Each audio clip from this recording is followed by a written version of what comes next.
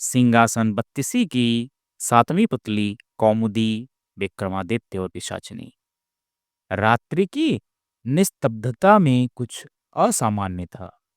उज्जवल चंद्रमा बादलों की ओट में था और राजमहल के भीतर एक विचित्र शांति व्याप्त थी। सारे नगर की गतिविधियां थम चुकी थी, जैसे प्रकृति स्वयं ध्यानमग्न हो गई हो। परंतु राजा विक्रमादित्य का मन अशांत था।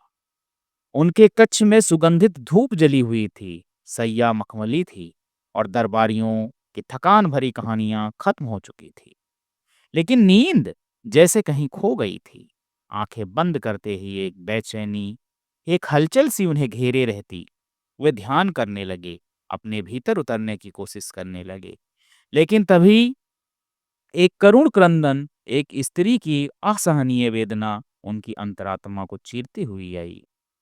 पहले तो उन्होंने सोचा कि यह स्वप्न है, लेकिन आवाज इतनी जीवंत, इतनी स्वाभाविक थी कि मन को धोखा नहीं दिया जा सकता था। उन्होंने अपनी दृष्टि खिड़की की ओर डाली, जहां दूर क्षिप्रा नदी का शीतल प्रवाह दिखाई देता था। वहीं से वह आवाज आ रही थी। उन्होंने बिना समय गंवाए राज परिधान धारण किया, कमर में तलवार बांधी और अकेले ही निकल पड़े उस दिशा में जहां वह रुदन बुला रहा था। चांदनी अब बादलों से थोड़ा निकल चुकी थी और राजा ने देखा क्षिप्रा नदी शांत थी, लेकिन उस पार कहीं घने वृक्षों के बीच से आवाज आ रही थी। वे बिना हिचक नदी में कूद पड़े।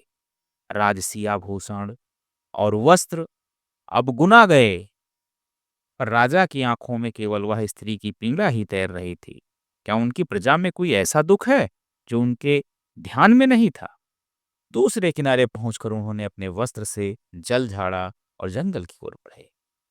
झाड़ियों में सरसराहट थी और जंगल के सन्नाटे में केवल उनकी पदचाप और वह रोने की ध्वनि गूंज रही थी। फिर अचानक झाड़ियों के पास उन्होंने देखा एक स्त्री अस्त व्यस्त वस्त्रों में मिट्टी में सनी झुकी हुई मुद्रा में बैठी थी। उसके आंसू थमने का नाम नहीं ले रहे थे। राजा ने पास जाकर पूछा, हे देवी, तुम कौन हो? इस समय यहाँ अकेली क्यों हो और इतना रो क्यों रही हो? स्त्री की आंखों में चमक थी, लेकिन आवाज दर्द से बोझिल। महाराज, आप क्यों मेरी व्यथा सुनना चाहते हैं? कितनों को सुनाई, किसे फर्क पड़ा? राजा ने दृढ़ स्वर में कहा, मैं राजा विक्रमादित्य हूँ। इस राज्य में कोई भी पीड़ित हो, उसका दुख मेरा अपना होता है। तुम निडर होकर बताओ, क्या हुआ है? स्त्री ने धीरे से कहा, मेरा पति एक चोर था, पकड़ा गया और नगर के कोतवाल ने उसे एक ऊंचे वृक्ष पर उल्टा लटकवा दिया है। मैं उसके अपराध पर कुछ नहीं कहना चाहती, लेकिन वह भूखा प्यासा है। न्याय ने यह नहीं कहा कि उसे तड़फा तड़फा कर मारा जाए। मैं उसे कुछ खाना और पानी देना चाहती हूँ। राजा ने सहानुभूति से पूछा, तो तुमने अब तक ऐसा क्यों नहीं किया? कोई मेरी मदद नहीं करता। राजा का डर है, जो कोई दंडित की सहायता देगा वह भी दोषी होगा और मैं अकेली उस ऊंचाई तक पहुंच नहीं सकती। राजा थोड़ी देर चुप रहे, फिर कहा, चलो, मैं तुम्हारी मदद करता हूँ। यदि यह तुम्हारी सच्ची व्यथा है तो तुम्हारी संकल्प भी न्यायोचित है। विक्रमादित्य उस स्त्री को साथ लेकर उस दिशा में चल पड़े जहां वह कह रही थी कि उसका पति वृक्ष पर लटकाया गया है। जंगल अब और भी घना हो चला था। चंद्रमा की रोशनी भी मुश्किल से नीचे आ पा रही थी। वृक्षों की छाया लहराकर अजीब आकृतियां बना रही थी। वह स्त्री बार बार पीछे मुड़कर देखती, मानो यह सुनिश्चित कर रही हो कि राजा भी पीछे हैं। विक्रम की भव्य चाल, आंखों में निश्चय और कंधे से लटकती तलवार उसे सतर्क कर रही थी। कुछ दूर चलने के बाद वे एक ऊंचे पीपल के वृक्ष के पास पहुंचे। स्त्री ने इशारा किया, महाराज, वही है, वह ऊपर देखिए। विक्रम ने ऊपर निगाह डाली। धुंधली रोशनी में सचमुच कोई आकृति उल्टे लटकी हुई थी, शायद निष्प्राण, शायद जीवित। मुझे ऊपर चढ़ना होगा, स्त्री बोली। तुम अकेली चढ़ पाओगी? विक्रम ने पूछा। नहीं महाराज, अगर आप बस थोड़ी देर मुझे अपने कंधे पर खड़ा कर दें तो मैं समीप उसके पहुंच सकती हूँ। विक्रम थोड़ी देर चुप रहे, फिर निस्वार्थ भाव से बोले, यदि इससे किसी का दुख मिट सकता है तो क्यों नहीं? उन्होंने तलवार जमीन पर रखी और स्त्री को अपने कंधों पर चढ़ा लिया। लेकिन तभी हा हा हा हा, एक भयंकर ठहाका जंगल की नी स्तब्धता को चीरता चला गया। विक्रम ने देखा, वह स्त्री अब स्त्री नहीं रही थी। उसकी आंखें अंगारी सी जल रही थी, चेहरा विकृत था और दांत लंबे व नुकीले हो चुके थे। राजा, मैं अब तुम्हारे कंधों पर हूँ और वह जो ऊपर लटका है वह मेरा भोजन है, जिसे अब मैं भोगने जा रही हूँ। विक्रम ने झटके से खुद को संभालना चाहा, पर देर हो चुकी थी।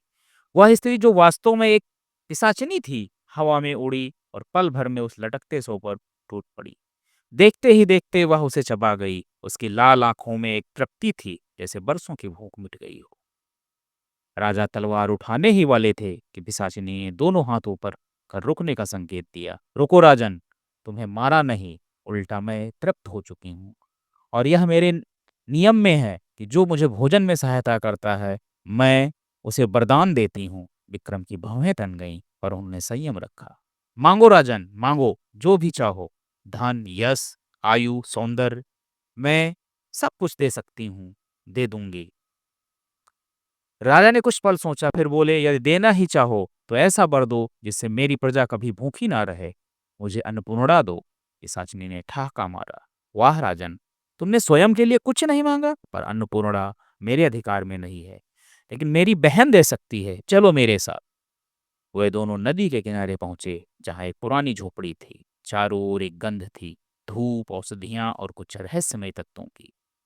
पिशाचिनी ने आवाज दी, बहन बाहर आओ, एक सच्चा राजा आया है, अन्नपूर्णा के योग्य। थोड़ी देर बाद झोपड़ी का कपाट धीरे से खुला। एक स्त्री बाहर आई, साधारण वेशभूषा, और उसकी आंखों में गहरी शक्ति थी। वह कोई सामान्य स्त्री नहीं थी, वह भी एक अलौकिक शक्ति थी। विक्रम ने झुककर प्रणाम किया।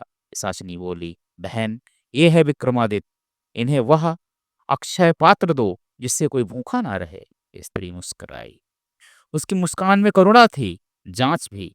राजा विक्रम, तुमने अपने लिए कुछ नहीं मांगा, यही सच्चे राजा की पहचान है। मैं तुम्हें देती हूँ अन्नपूर्णा। यह पात्र तुम्हारी इच्छा से किसी को भी भोजन दे सकता है। जब तक तुम इसका उपयोग सेवा में करोगे, यह अक्षय रहेगा। उसने एक सोने जैसा चमकता पात्र विक्रम को सौंप दिया। राजा उस पात्र को लेकर लौट चले। भोर हो चुकी थी, पक्षियों ने चहचहाना आरंभ कर दिया था। रास्ते में उन्हें एक ब्राह्मण मिला, थका हुआ, दुर्बल। राजन, कुछ भोजन, कल से कुछ खाया नहीं। विक्रम ने पात्र उठाया और कहा, हे अन्नपूर्णा, इस ब्राह्मण का पेट भरकर भोजन दो।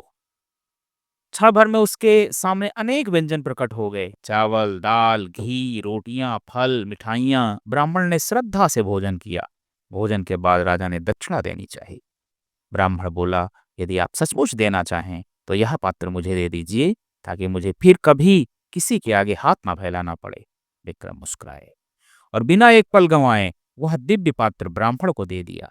राजा महल लौटे, खाली हाथ, लेकिन पूर्ण हृदय लेकर।